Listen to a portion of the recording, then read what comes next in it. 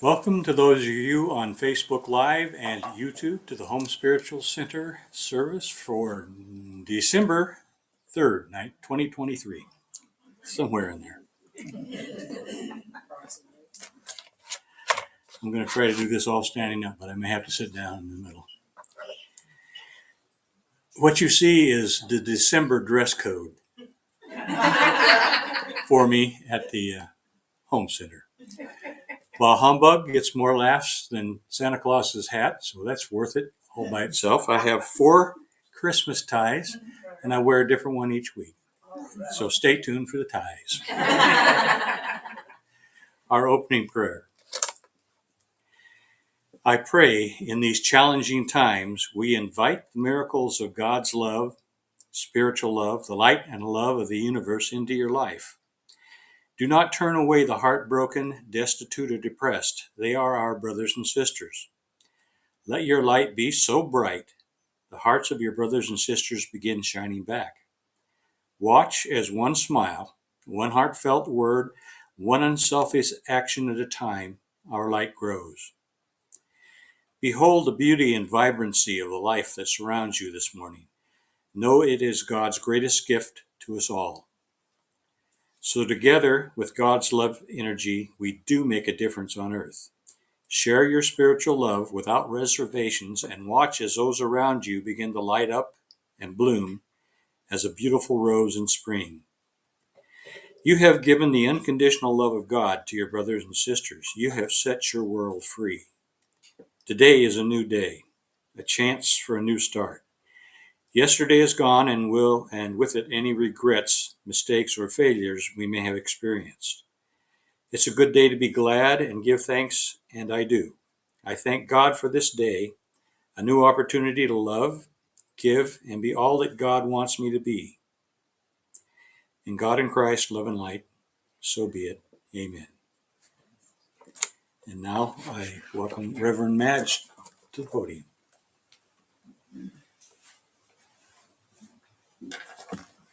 Still toting my hot water.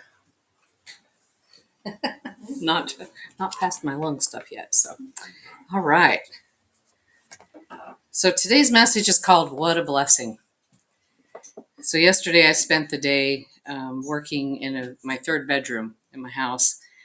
It's been in serious need of attention for over a year now, and so it's my office slash whatever else I can't figure out what to do with kind of place. One of those places. So anyway, and it's been that way for a lot of good reasons that don't really even matter. And,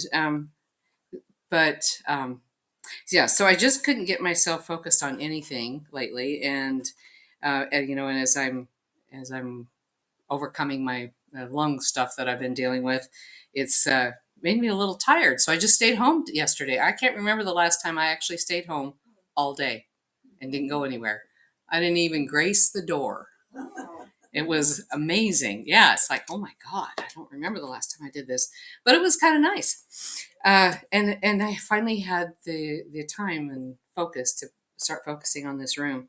And I have a feeling that, how everything is intertwined, interconnected.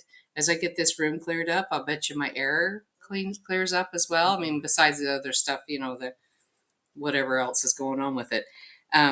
Not serious. I'm getting over it. I'm actually better than the last 2 days. So anyway, finally had that little time to work on that, and I'm relieved. But in the process of working on that room, there were a couple of old notebooks of information that I had collected from 40 years ago. I know I'm that old. And it was kind of fun to sit on the floor. It was there's 3 old notebooks down at the bottom, and they're the kind that actually lasted because they had metal hinges on them. Nobody makes notebooks. I mean, everything's made disposable nowadays. These 3 notebooks have survived 40 years and going strong. I mean, the paper is all yellow in it, and it's fun to look through it. So anyway, one of them is spirituality, stuff that I collected in the 70s and 80s of spiritual things and metaphysical classes that I was attending then, workshops. And as I'm looking through it, it's like everything we talk about today. All about chakras, all about color therapy, all about affirmations, all about manifestation, um, talking to angels. And it's like, oh my gosh, 40 years ago, I had everything that I have today. It's not any different. It's the same stuff. And I think to myself, what if I had actually been able to apply that then when I was in my 20s and 30s? And because it's everything we talk about, teach about, preach about today. What if I'd been able to really dive into that at that point in my life? Where would I be today? It's like, man, it's kind of scary. But I feel so blessed to have had it. And what I also realized as I was thinking about this and kind of sensing the loss of what I didn't get out of it then is that what it actually did, I believe, is laid a groundwork because it was so new at that time. It was new concepts, new teachings, and so it developed, or new as a general way to the world, so to speak. And then you took these classes in somebody's living room and didn't tell anybody. You didn't dare put it out as it was a little tiny ad somewhere in the newspaper, and you had to kind of interpret what the language meant. If you were metaphysically bent, you could figure out what they were talking about. And so then it's like, ooh, I'm going to go to that. What's that address? And you got a paper map out and looked it up and looked it in the phone book. I know you guys, young ones, missed out on all that stuff. But anyway, that was what it took. It took a lot to get to those classes at that time and to those workshops and to become acquainted with people that were doing and teaching these things. So anyway, as I'm looking through that, what I realized also is that it framed a template because I didn't have the neural net in my brain yet to really implement it. But it created a framework for me to grow on and to develop on. So I don't mourn it like I did right at first, but I'm grateful. I feel like it was a real blessing for me to be able to be exposed to that at such a young age and so long ago. And the only reason I actually got exposed to it is because my mother was pursuing it. My mother at that time had an empty nest, and she's like, there's got to be more. There has to be more than this. So she started looking through the ads, and she'd tell my dad, I want to go to this place. So he would, just to support her, he would drive her there and wait for her outside. And he wasn't interested, but he supported her in it, which is beautiful. That's all you need. That's all you need, really. One day this is the late 70s, early 80s. And so she knocked on this one door based on this ad, and the guy answered the door with this big turban and this big, kind of gown. And that was really unheard of in this area at that time. And now it wouldn't be such a big deal, but it startled her so bad. She goes, I think I have the wrong address. Now she would inquire, but at the time it was just so shocking, and bless her heart, she still laughs at herself over that one. But that was how courageous she was. Well, anyway, in the process of looking through this notebook of spiritual stuff, I ran across this one paper. It's one page, and it's a copy of a page out of a magazine that was published in the 80s and the 90s. And it was called Magical Blend, a transformative journey. That was the name of the magazine. And the title of the article that was from that magazine was called Rainbow Revelation. And interestingly enough, this was written by Yoko Ono. She was a channel. Who knew? I'm reading this and I thought, well, this is channeling. And her channeled information was featured in this as a page in this magazine. I didn't even recognize that at first. Yeah, who knew? So what she writes in here is to frame what came through her. So she tells the story of how this came through her. She said it was after the rain. I was looking out my window.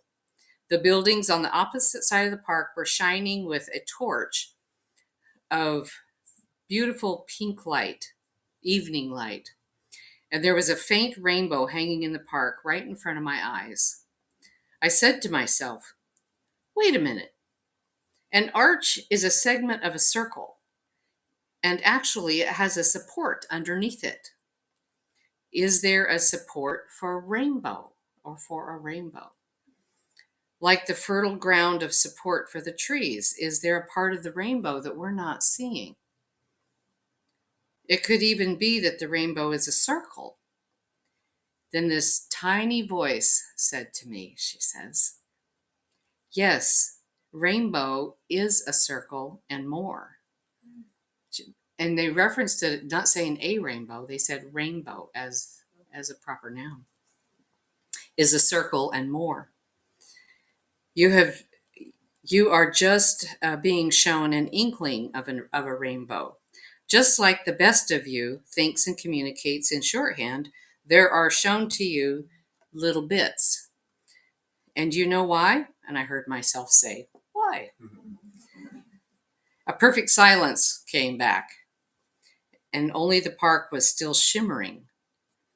The little voice started to whisper to me again, this time in what I call longhand. I kept writing it down as it came to me until it was about 100 pages. The sun started to rise from the window, so she wrote all night long, this channeled information, but we only got one short segment of it. So this is the first page. I hope it will be of some use to you, is what she says. So then she goes into what she actually received. And so the first one says, bless you for your anger. That's kind of a surprise, isn't it? Bless you for your anger, for it is a sign of rising energy. And then it goes on to say, direct not to your family, waste not on your enemy, transform the energy to versatility, and it will bring you prosperity. Wow, that is so good. So there are about 10 of these bless yous that she wrote in this, and we'll just unpack what we have time for. So bless you for your anger, for it is a sign of rising energy. How many of you guys have all kinds of things done when you're furious? I mean, that's good, right? There's that saying that don't push your anger down, don't put it back, don't put it away, don't think you're not spiritual because you're angry. It's a normal rising of energy. And don't direct it to your family, of course, or your friends, or to us. We'll go like this. But the other part that I thought was fascinating is don't waste it on your enemy. Don't waste it. It's a gift. It's a blessing. Don't waste it on your enemy. So don't take it out on them. Use it. Transform it. Because we want to use that energy for versatility. We're versatile. And and what does that mean to be versatile? It means we have other skills and talents. It means we have other qualities that allow us to meet different situations. And so we can use this. We can take the energy that comes up from anger and channel it into a project. We can channel it or be determined to use it to make ourselves a better person. Thomas is blocked. I'm going to scoot over a little. It's okay, Tasha. You're fine. I scooted over. Or we can use it for learning. We can use it, just to exercise. That's always a good thing. Just get out and run. Yes. Do you know if this was written after John's assassination? I don't know. I couldn't find a date. It's interesting. I just found the magazine and found the dates that it was published. I have a lot of anger to deal with if that were the case. Yeah, so I don't know when it was written. There wasn't any indication on that page. It was just a photocopy of one page. Yeah. So anyway, so the anger can be a gift that you use as a resource rather than a curse. And you can, we can think about it as a volcano. We know what volcanoes do. There's this wealth of power inside, and it comes up and it explodes. Well, the gift of that is to direct it into something useful rather than just spilling out all over everybody and burning people. But we know, as we're seeing across the world right now, Iceland, Italy, Hawaii, it's creating new land. It's creating new formations, new places to live. So we can use it to better ourselves. The next one is bless you for your greed, for it is a sign of great capacity.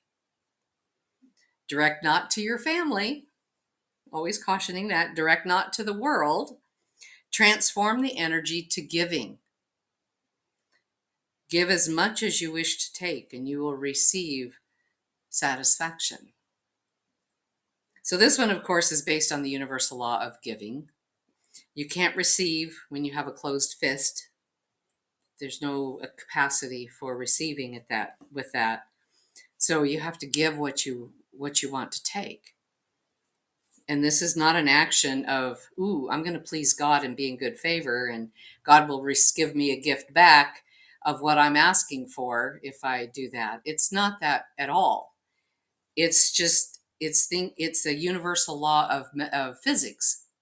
It's just a matter of physics. You're thinking about what you want. You're thinking about things that you can give to other people in a state of grace with that beautiful act of grace, but you're thinking about giving and you're thinking about what you would like at the same time. Ooh, I'd really like to have this, so I'm going to make room for it in my life by giving that. And it puts you in alignment with an open hand of giving to also receive. So it puts you in alignment vibrationally to that. And then it comes in automatically, not as a favor from God, but because you're in alignment with abundance. Excuse me. So bless you for your jealousy, for it is a sign of empathy. Direct not to your family, direct not to your friends, but transform the energy to admiration, and what you admire will become a part of your life. Isn't that beautiful? Jealousy is just distorted admiration. If we can just think of it that way, it's just distorted admiration. We so like what that person has or does, and we're admiring it, but it's distorted. And because it's usually a mix of emotions of not enough. Either I'm not good enough, or there's not enough in the world to go around. There's usually a mix of that in there.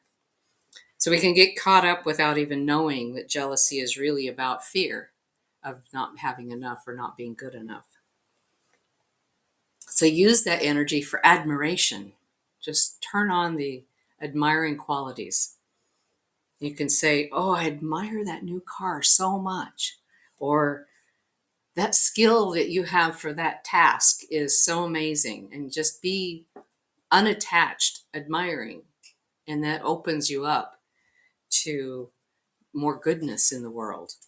And then again, it opens your heart. And then that narrative that you're saying becomes a part of you. Because you're thinking it, feeling it, saying it, it becomes a part of who you are, rather than about the other person. So the other one is bless your search for direction.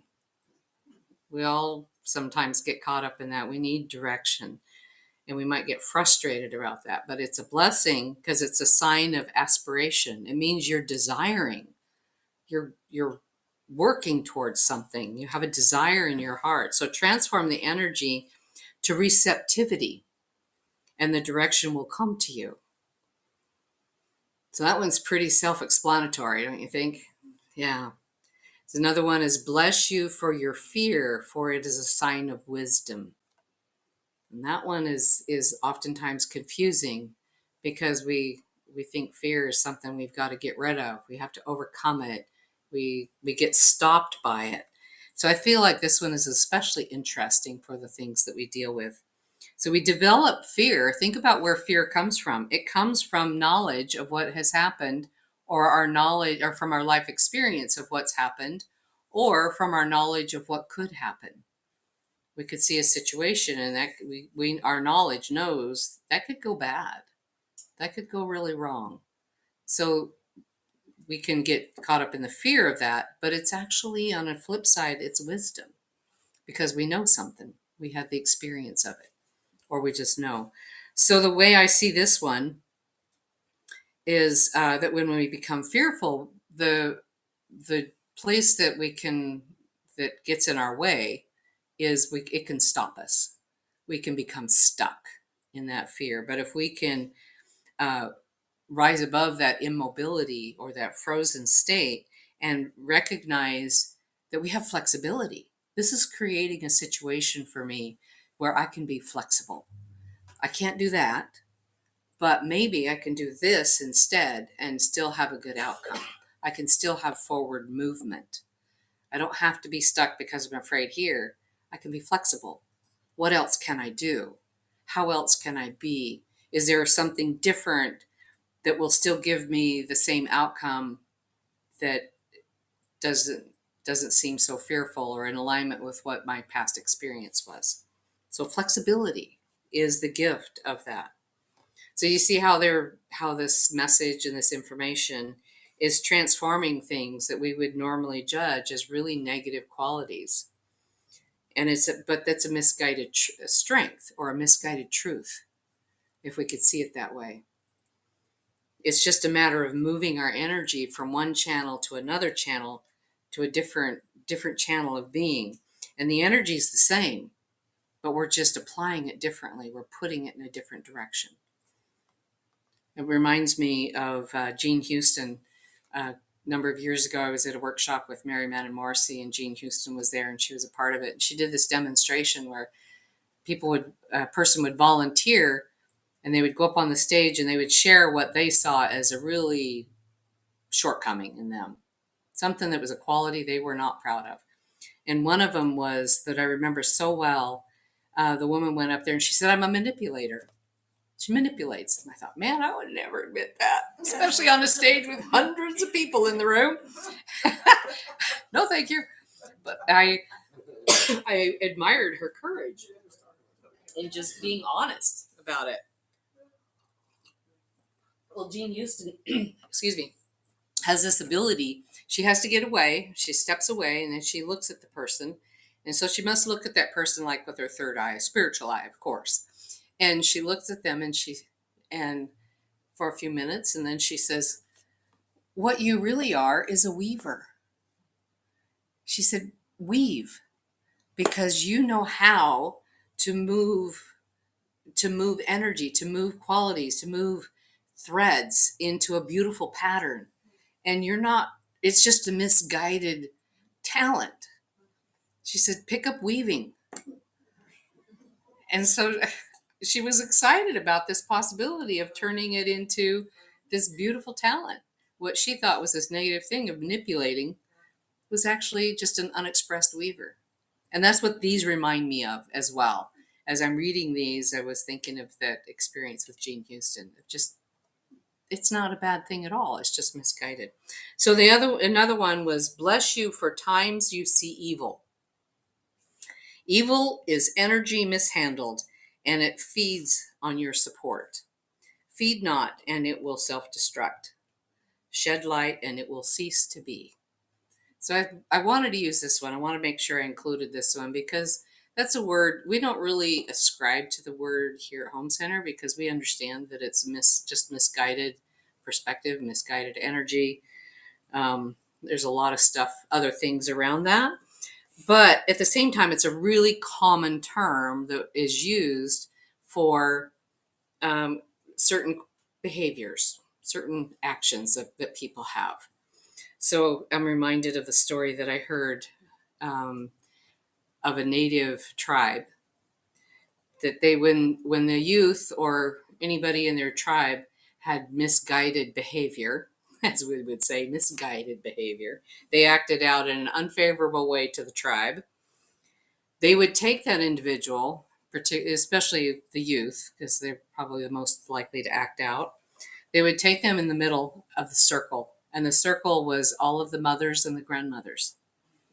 And they would put that youth in the middle, and they would just keep telling that youth what they saw in them, how much they loved them, the talents that they had, the skills that they saw, the beautiful memories they had of them that were fun, that were good, and the goodness that they see in them. And they just kept it up and kept it up until that individual was so broken down that they were just shattered. That behavior was shattered and their heart was broke open. Because how do you withstand that much love, that much goodness coming at you, especially when you've behaved badly and you know it, and you've harmed other people or harmed the tribe. And now that heart is soft and malleable, and they probably don't repeat it again. And then they get older and they're back. They're in the circle then, culturing the young ones again. So I thought, man, what would the world be like if that was the case? If we still did that for our young troubled ones. Yeah. So anyways, and that also reminded me of my sister's organization. She's the founder of Joys of Living Assistance Dogs, and she has her assistance dogs being trained in 3 different prisons now. So it's really, really a great program. And as these prisoners that are selected, they're very carefully selected, as these prisoners in the prisons that are selected for the program are learning how to train these dogs, the dogs are giving them unconditional love back. And that is probably the hardest part of the whole program, because many of these prisoners are, they've been raised in really harsh circumstances. And many of them have never experienced love before. And now they've got this creature that loves them unconditionally, doesn't care what they did. That dog doesn't care. The dog is loyal and wags its tail every time it sees them and loves them no matter what, and no matter what kind of day they had. And it sends them to counseling. So, that reminds me, that's kind of the similar in the way. So, evil is just misguided energy, misguided thoughts, misguided behaviors. It's also the word live backwards. And it's the live. Oh, that's true. You reverse it backwards and it's live. Yeah. Yeah. I love that. Thank you. And the last one is bless you, bless you, bless you. Bless you for what you are. You are a sea of goodness, a sea of love. Count your blessings every day, for they are your protection, which stands between you and what you are not. Count your curses, and they will be a wall which stands between you and what you wish for. So you can go either way. You can count your blessings or you could count your curses. What are you going to put your attention on? What are you going to feed your energy to? The world has all that you need, and you have the power to attract what you wish. Wish for wealth, wish for joy, wish for whatever it is that you are desiring in your heart. Remember you are loved, and remember that I love you. And that was the end of that transmission. Isn't that beautiful? Yeah. I just thought that was such an amazing gift that she had and that she shared with the world. And now here I am 40 years later sharing it with all of you. Wow. And it's as pertinent today and will always be forevermore as it was then. Love and spirit, consciousness, God doesn't change. It's all the same. Yeah. Isn't that great? All right, let's go into a little meditation. So, but before you do go into the meditation, think about, I'm going to do this a little differently today. Think about what gives you meaning, and select a word or a short phrase that's just no more than 5 words, a phrase that you could say on an exhale that means something to you, that lightens your heart. So it could be, peace, or God is love, or whatever it is for you, just a word or two. And then keep that word in mind. And then as we go through the meditation, we'll use that. So close your eyes and start to relax your muscles. When thoughts come to mind, disregard them. Turn your attention back to your body. And let your muscles become loose and relaxed, starting with your feet. Now your ankles. Release it from your lower legs and your knees. Now your upper legs and your pelvis and your torso, your back, your shoulders and your arms. Relax your hands, your face, and your head. And just let your whole physical being just be in a state of relaxation. And now turn your attention to your breathing. Notice each breath. And without trying to change your breathing in any way, just observe. As thoughts arise, just acknowledge them, let them go. Returning your attention to your breathing.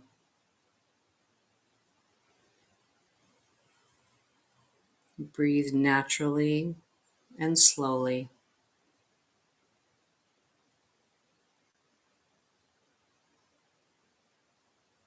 And as your thoughts wander, simply return your attention to your breathing.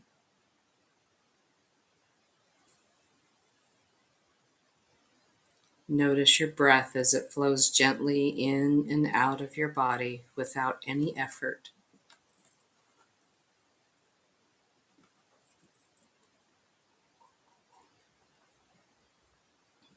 Acknowledging any thoughts that might come up and focus again on your breathing.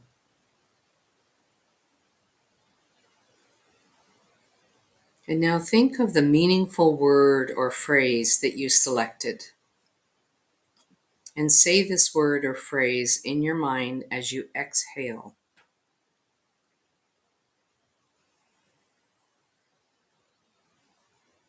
Each time you breathe out, say the word or phrase.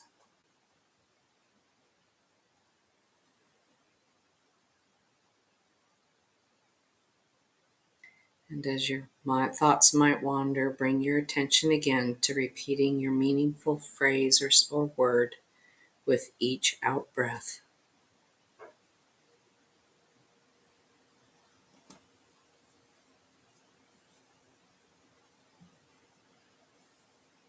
Continue repeating the word or phrase each time you exhale.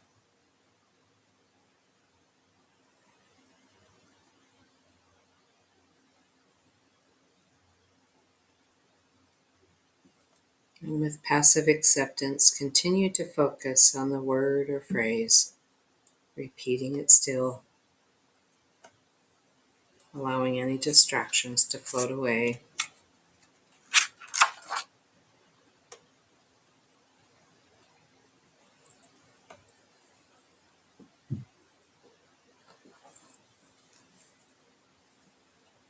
And now slowly begin to reawaken, turning your attention to your breathing.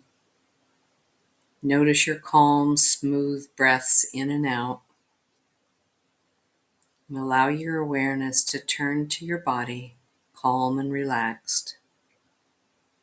Notice how your body feels. Start becoming aware of your surroundings. Let your attention turn to your thoughts, back to normal conscious awareness. And sit quietly for a moment with your eyes open or closed, enjoying the feeling of relaxation while gradually reawakening. And reflect upon the experience of the meditation. Notice what it was like. Notice how you feel.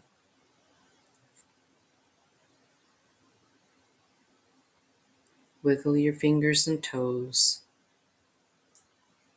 And when you're ready, we will just continue on with our day.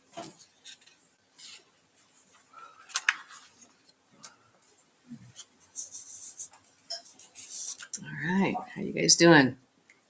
Are you back with me? How about you guys out there? All right. Well, now we're going to do our offering. Take our gift to the home center between our hands. And give it a blessing of our heart. And we infuse this gift with your love and generosity, knowing that you are already abundant. And we receive it here at the home center with a very grateful heart, knowing that it's loving and supporting all of us and all of those yet to come with a deep gratitude We see it going out into the universe and the great flow of all that is, and coming back to you and blessing you with all of your wants, needs, and desires that are going to serve your highest and your greatest good. Amen. All right, Shelly's got the basket coming around, and Dick's going to come up and give us an inspirational story, and then a closing prayer, and we'll close our broadcast. Then I'll come back up with an announcement.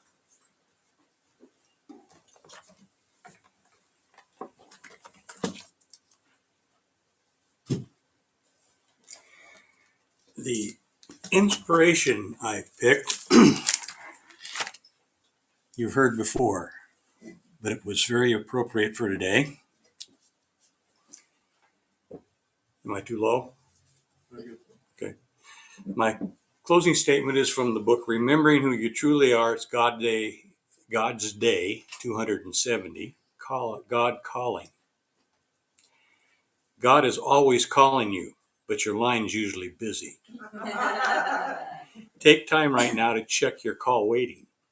God's messages come to you most clearly when you are quiet inside, and even when you are not, God wedges them in between your hurried thoughts.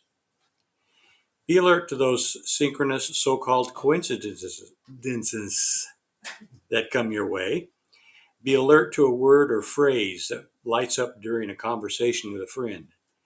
Be alert to the lyrics of a song playing in the background. God's messages are everywhere. Be alert today. God is trying to get your attention to tell you how much you are loved. And now our closing prayer. Feel the love and compassion of Spirit expanding all around us. Compassion, forgiveness, light, love, all these God emotions belong to humanity, our humanity. Feel yourself wrapped in these emotions. They are the energies of God. These energies, these emotions are protecting, comforting, peaceful, and releasing. These living energies surround our entire world. The love and the light of God are here to be unconditionally shared with every man, woman, and child on earth. All you have to do your part is to be the love. The energy of love ties all of us together into God. Everything else will evolve naturally from that one action, being love. Now, when evil darkens our world, shine your light on it. When despair numbs your soul, shine your light and accept hope into your heart. When you stumble and fall, shine your light, pick yourself up and carry on. When doubt assails you, shine your light, pump up your faith. When nothing seems sure, trust in God's light. When we lose our way, and it will happen, shine your light, you'll find the pathway. And from my pathway, I send you my love and light.